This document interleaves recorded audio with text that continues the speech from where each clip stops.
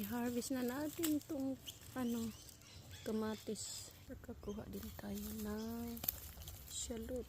May mantika na. Halo ang itlog. Ilagay natin ang soft white drops. Ayan. Ihalo natin ang kamatis na galing sa garden. Halo ang shallot. Kunting sibuyas. Lagyan natin ng ground pepper. Kunting iodized salt.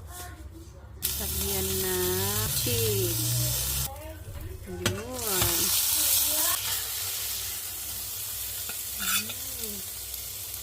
Yan. Luto na.